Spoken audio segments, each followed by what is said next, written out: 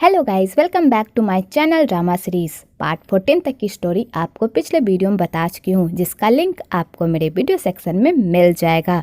पिछले एपिसोड में हमने देखा था कि राज को पता चल जाता है कि उसके अंकल की मौत हो गई है। तो राज जैसे ये खबर सुनता है तो वो पूरी तरह टूट जाता है। इधर अपनी राज का इंतजार करती है, पर राज उससे मिलने के लिए नहीं आता कि तभी उधर से वरीन आता है अवनी से मिलने के लिए। तो वरीन अवनी को देखकर बहुत ही खुश होता है, पर अवनी वरीन को देखकर ज्यादा खुश नहीं होती। आगे वरीन अवनी को अपने साथ लेकर जाता है और रास्ते में कहता है, राज ने जैसा बताया था मैं वैसा ही करूँगा और तुम पर जरा सा भी आँच आने नहीं दूंगा। तो अवनी उसकी सारी बातें सुन लेती है और सिर्फ स्माइल करती है, क्योंकि उसका सारा ध्यान तो राज पर ही होता है। आगे अवनी घर आती है तो नैनी अवनी को देखकर बहुत ही खुश होती है और नैनी अवनी को कहती है, अगर आइंदा से तुमने ऐसी कोई हरकत की तो मैं तुम्हें माफ नहीं करूंगी।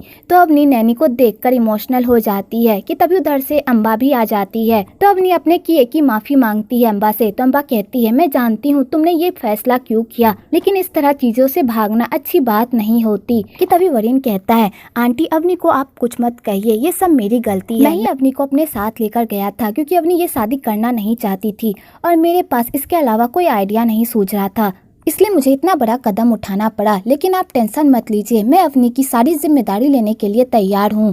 तो अम्बा उसकी सारी बातें सुन लेती है और अम्बा को वरीन पर शक भी होता है, इतना सीधा साधा आदमी ऐसी हरकत भी कर सकता है। आगे वरीन वहाँ से चला जाता है तो अपनी आंटी से कहती है, आंटी अंकल कहाँ पर हैं? वो तो मुझसे बहुत गुस्सा होंगे ना। तो अम्बा कहती है, अंकल अभी घर में नहीं है, वो काम में बिजी हैं। जब वो घर आएंगे तुम उनसे माफी मांग लेना। तो अवनी कहती है, ठीक है। दूसरी तरफ राज अपने अंकल का अंतिम संस्कार करता है और बेचारा बहुत ही सैड रहता है, क्योंकि एक अंकल राख ही थे जो उसे समझते थे और राज को अंकल राख से ही एक पिता का प्यार मिला था। अंकल राख उसकी हर ख्वाहिश पूरी करते थे और हमेशा उसे सही दिशा दिखाते थे।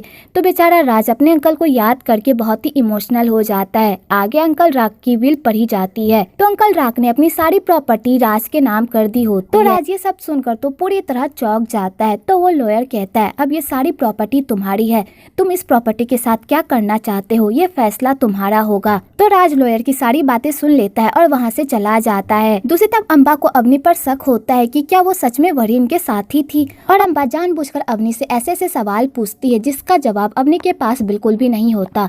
तो अम्बा समझ जाती है कि अवनी वरीन के साथ नहीं बल्कि राज के साथ थी। तो अम्बा अवनी को समझाती है, मुझे पता है कि तुम करण को पसंद नहीं करती और ना ही उससे शादी करना चाहती हो, लेकिन मुझे ये बात भी पता है कि तुम वरीन को भी पसंद नहीं करती। इसलिए बेटी मैं तुम्हें समझा रही हूँ, कोई भी फैसला लेने से पहले 10 बार सोचना और अपने दिल की ही सुनना, क्योंकि अगर एक बार तुमने गलत फैसला ले लिया तो तुम्हें पूरी जिंदगी इसे भुगतना होगा। और अम्बा ये कहकर वहाँ से चली जाती है। दूसरी तरफ राज डिसाइड कर लेता है कि वो अपनी प्रॉपर्टी के साथ क्या करना चाहता है। तो राज टेरन को कहता है, मैं अपनी प्रॉपर्टी का एक हिस्सा तुम्हें देना चाहता हूँ और एक हिस्सा जॉन को, और बाकी का हिस्सा मैं डोनेट करना चाहता हूँ। अंकल राख ने मुझे इतना काबिल तो बना ही दिया है कि मैं अपने पैर पर खड़ा हो सकता हूँ, और मैंने अंकल राख को प्रॉमिस भी किया था कि मैं उनके फर्म को संभालूंगा। तो इसलिए मैं इतनी सारी प्रॉपर्टी को अकेले तो संभाल नहीं सकता, इसलिए मैं ये सब करना चाहता हूँ। तो टेरन कहता है, लेकिन तुम मुझे अपनी प्रॉपर्टी का एक हिस्सा क्यों दे रहे हो? तो राज कहता है, बचपन से आज तक आपने मेरा बहुत साथ दिया और आप अंकल राख के वफादार भी थे, तो मैं आपके लिए इतना तो कर ही सकता हूँ ना। दूसरी तरफ खुनतोन को जब अवनी के बारे में पता चलता है, उसका गुस्सा तो 7वें आसमान पर ही पहुँच जाता है। तो अवनी अपने अंकल से माफी मांगती है तो उसके अंकल कहते हैं, तुम जैसी औलाद को चुल्लू भर पानी में डूब मरना चाहिए। उस राज के साथ गुलछर्रे उड़ाकर वापस आ गई ना। ये तुम्हें पता है बचपन से आज तक मैंने तुम्हारी परवरिश की थी, अगर तुम मेरी बहन की बेटी ना होती तो मैं तुम्हें घर से कब का बाहर निकाल देता। तुम्हें ये सब करते हुए जरा सी भी शर्म नहीं आई? तुमने अपने अंकल की इज्जत को तार तार कर दिया है, लेकिन मैं तुम्हें इन सब के लिए माफ नहीं करूंगा। लेकिन मैं अपनी इज्जत को तुम्हारी वजह से डूबने भी नहीं दूंगा। जैसे तुम दोनों की शादी डिसाइड हुई थी वैसे ही तुम दोनों की शादी होगी और तुम्हें किसी भी कीमत पर करण से शादी करनी ही होगी। तो अपनी इस शादी से मना कर देती है, पर खुनतोन उसकी एक भी नहीं सुनता,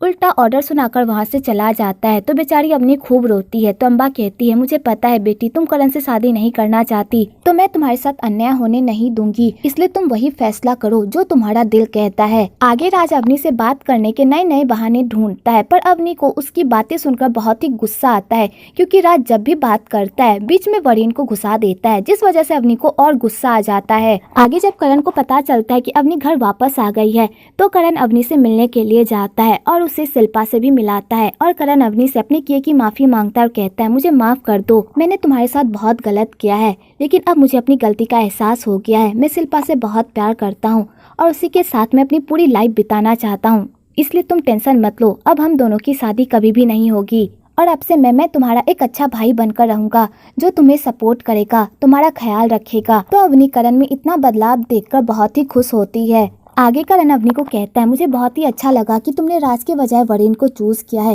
लेकिन मुझे इस बात पर बिलीव नहीं हो रहा कि वरीन ने तुम्हें भगाने की कोशिश की। खैर छोड़ो, अच्छा है कि तुम वरीन के साथ अपनी लाइफ बिताने की प्लानिंग कर रही हो। अगर तुमने राज के साथ अपनी लाइफ बिताने की प्लानिंग की होती तो तुम्हारी लाइफ हेल बन जाती। तो अवनी ये सब सुनकर परेशान हो जाती है। आगे खुनतोन को उसके ऑर्गेनाइजेशन से बाहर निकाल दिया जाता है तो बेचारा पूरी तरह पगला जाता है। दूसरी तरफ सुधा राज के लिए एक लेटर छोड़ती है और कहती है तुम्हारे पापा ने मुझे ये तुम्हें देने के लिए कहा था, इसलिए ये मैं तुम्हें दे रही हूँ। तो राज जब उस लॉकर को खोलता है तो उसमें कुछ जेवरात और कुछ प्रॉपर्टी के पेपर्स भी होते हैं और उसमें से खुनतोन के घर के पेपर्स भी होते हैं जो उसके नाम पर होते हैं। तो राज उस प्रॉपर्टी के पेपर को देखकर पूरी तरह शॉक्ड हो जाता है। तो वो सुधा का लेटर पढ़ता है तो सुधा उसमें लिखती है ये प्रॉपर्टी मैंने तुम्हारे पापा के पैसों से खरीदी है। खुनतोन और अम्बा ने तुम्हारे पापा के साथ बहुत बुरा किया था और उन्होंने तुम्हारे साथ भी बहुत बुरा किया था, इसलिए मैंने उनसे बदला लेने के लिए ये प्रॉपर्टी तुम्हारे नाम पर खरीदी है। अब तुम डिसाइड करो कि तुम इस प्रॉपर्टी के साथ क्या करना चाहते हो।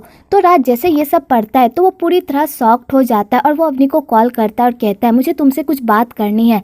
तो अवनी पहले तो उससे मिलने से मना कर देती है, पर राज के जिद करने पर वो उससे मिलने के लिए आती है। तो वरीन भी उसके साथ आता है। तो अवनी कहती है कहो तुम्हें क्या कहना था।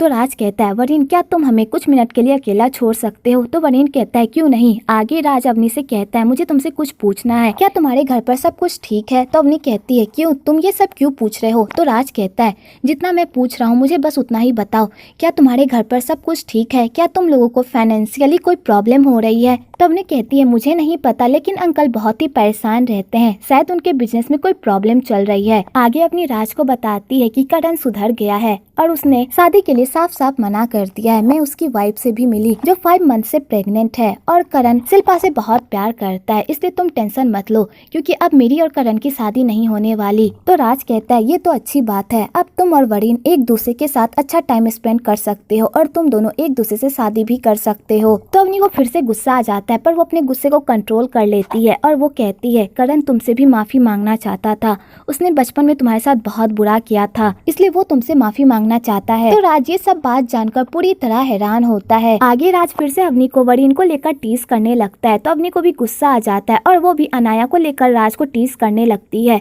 तो राज सबके सामने ये कह देता है कि अनाया उसकी होने वाली दुल्हन है और वो दोनों बहुत जल्द शादी करने वाले हैं। तो अवनी जैसे ये सुनती है उसके पैरों तले तो जमीन ही खिसक जाती है। आगे करण बहुत दिन बाद घर वापस आता है तो खुनतोन कहता है अवनी वापस आ गई है, इसलिए अब तुम दोनों अपनी शादी की प्लानिंग करो।